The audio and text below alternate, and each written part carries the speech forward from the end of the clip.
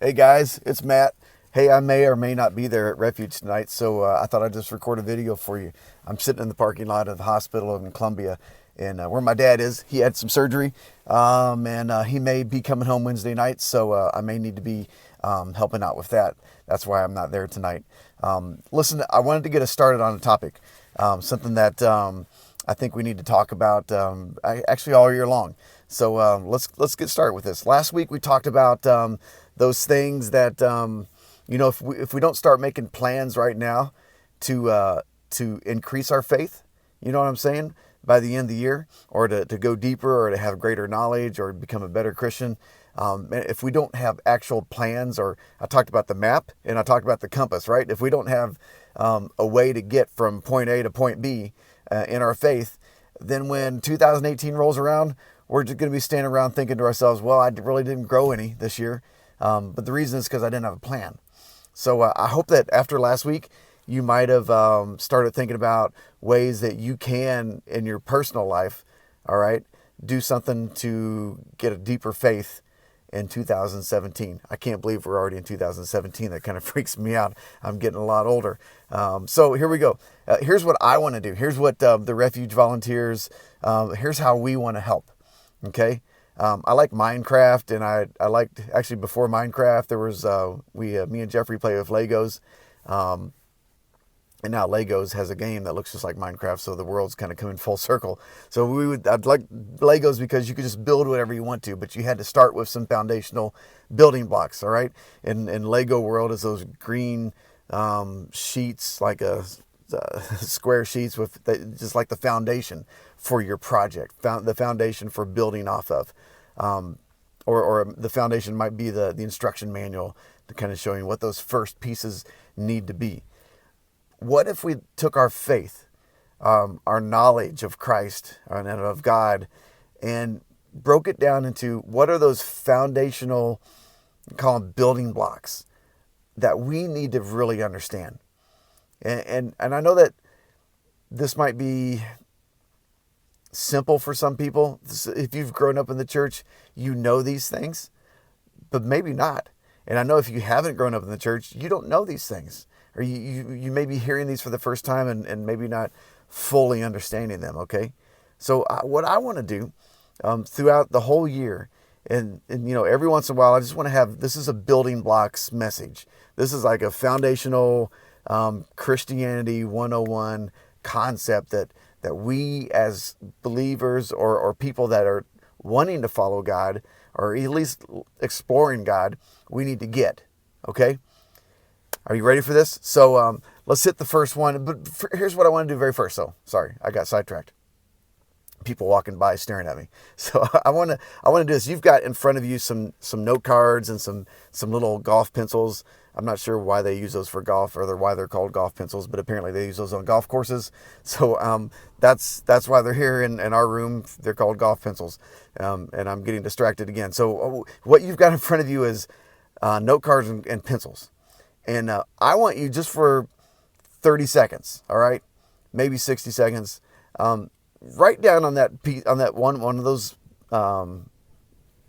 postcards, or whatever they're called, note cards, everything that you know about Christianity, or everything that you know about God. Okay, just no wrong answers. Whatever is that just comes to those basic beliefs that you have about what Christianity is, or what God is, or what faith is. I'm just curious, and I think it's a good exercise for you to, before we start, where are you at, and what do you understand, and where can we go from there? So just for about 30, 60 seconds, just stream of thought, whatever comes to your mind, stuff that you really think is associated with God, or Christianity, or the Bible even. Okay, all right, you ready? Go. I'm just going to stand here and watch you. Okay.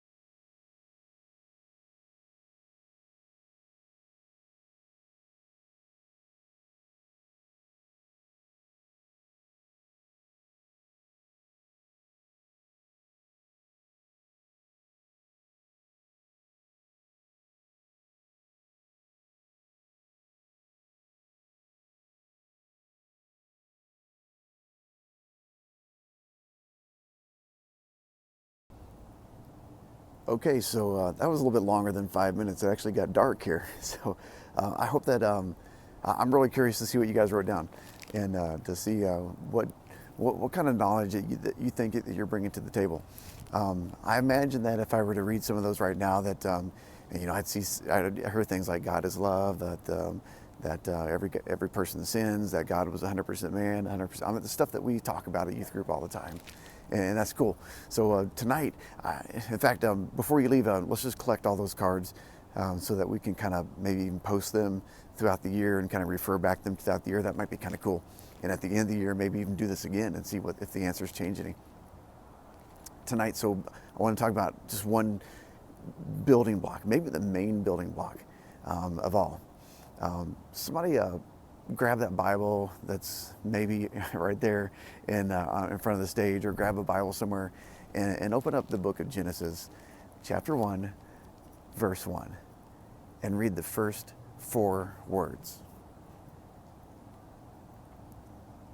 Has anybody got that? I mean, you may be able to guess. My Bible says, and I'm most likely the translation that your Bible also says the same thing. In the beginning, God. Now, that's not the complete sentence, obviously, but that's a foundational building block right there. In the beginning, God.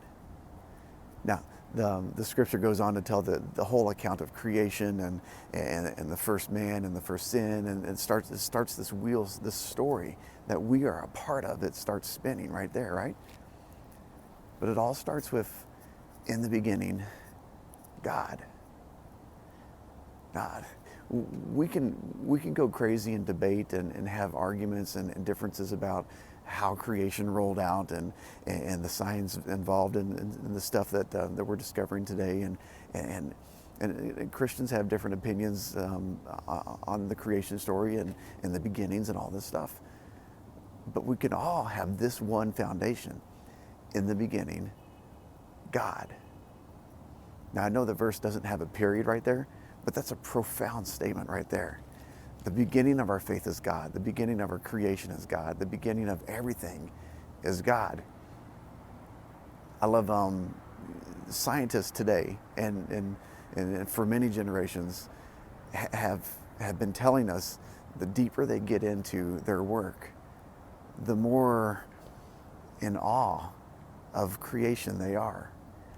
Many scientists, even who don't even profess to be Christians or God-fearing people, are, now that the technology is becoming more and more high-tech and we can see more and more about our creation around us, they're coming back and saying, you know what, it almost seems like there's some kind of a designer involved in the cosmos and in our microbiology and in every aspect of the world around us. I wanted to throw this quote out. I love this quote.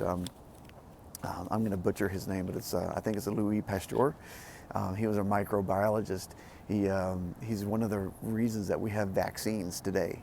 All right, so he's a very smart dude in the scientific field, and he writes this: the more I study nature, the more that I study nature, the more I stand amazed at the work of the Creator.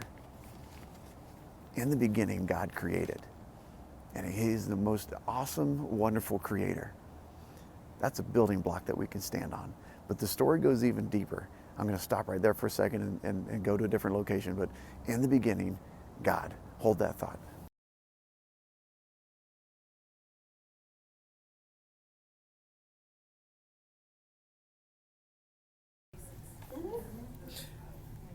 So let's build on this just a little bit. We started out by saying that God is the beginning. In the beginning was God. Now, if you flip through to the end of the Bible, in the book of Revelations, it describes Him as also the end.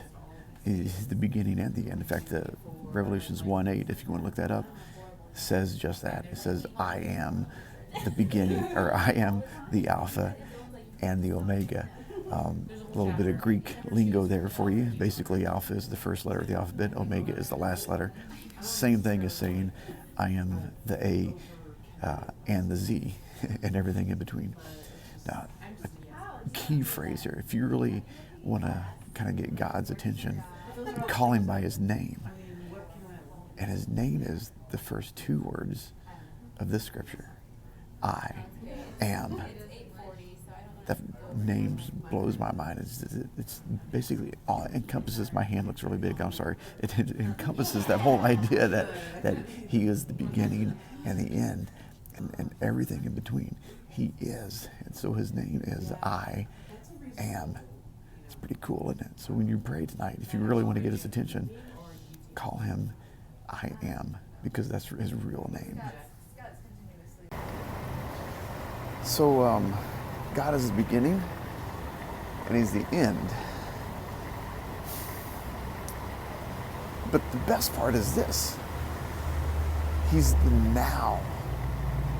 I mean, this is the foundation of our faith. That not only was God there at the beginning, and not only is he going to be there at the end, but he's involved in our lives right now.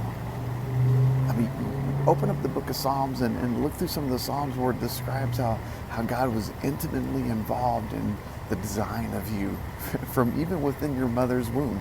He knows everything about you, every detail, every weakness, every strength, every characteristic that you have. He is involved in your now. Now, here's the crazy part.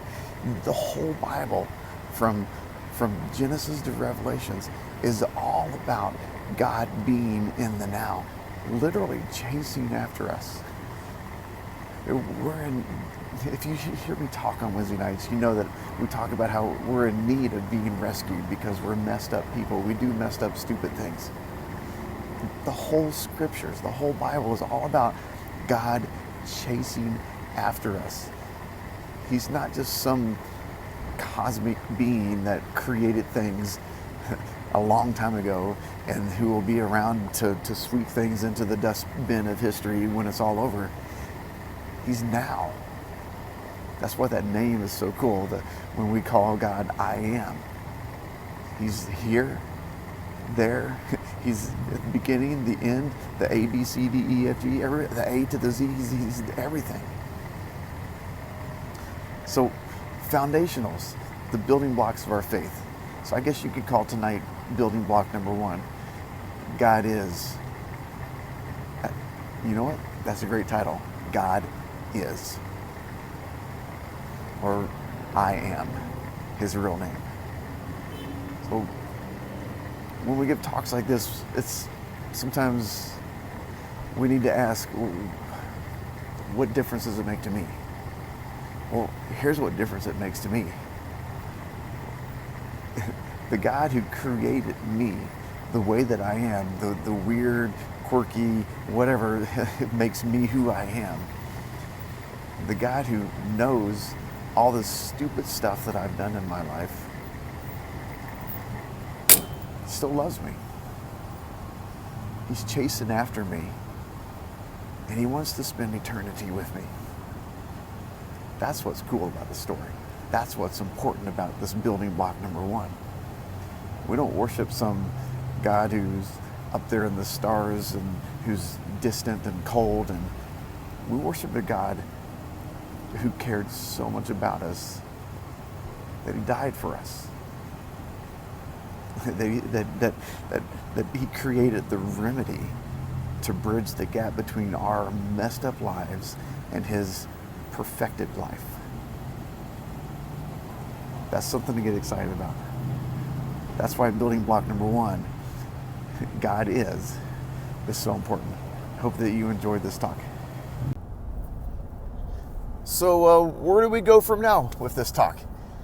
We started off talking about Legos and building blocks, and how this one building block of our faith is kind of where we're going to start with, the building block of really who God is and how he exists. And I think we're going to name this building block God is. All right, I think that pretty much says it all. It's a couple questions for you guys tonight. If you want to get in a couple small groups, and I think that I would like to ask these questions. Number one, what did you learn from the scriptures or from the topic or from the talk tonight? I mean, maybe what you learned was something that you wrote on your sheet of paper wasn't right, or maybe you learned something about what God's name is, or maybe you learned something about the character of God, or whatever. Just I would love for you to share with your group leader tonight. What's one thing that you learned tonight? Of course, feel free to say, if it's true, that you didn't learn anything and that Matt is full of crap. That's always a fair answer, okay? Question number 2 is this. As we're building these building blocks of our faith, what's the next topic? What do you feel like you need to know about God next? And we'll cover it. We'll do a lesson on it, all right? So you're going to help us kind of build the topics throughout the year. Now, I mean, there's some topics that we have to talk about because they're just the basic building blocks of the faith. But you have the power to kind of insert some things in there that you need to know the answers to. So kind of share with your group leader tonight, what do you think the next building blocks are that we should talk about? Is it who Jesus really was? Is it what is grace? What is sin? You know, some of those big questions that you think we can roll into a topic, okay? Hey, a couple of announcements tonight, okay? If you would, first of all, I think my sister is in the house, Tana, and I think she brought chili, okay? So if she's back there, be super nice to her and let her know that she has the coolest little brother in the world, okay? And even if I'm not here tonight, be sure to tell her that, because that really makes her wonder about what goes on in this room. And a couple trips. We talked about trips last week. We are looking at a mission trip to Kansas City in February. That's coming up fast, and I don't have a definite date for that, and I'm sorry. We're just kind of putting the pieces together on that. But if you are interested, and it's going to be as cheap as we could possibly get it, maybe as low as $30,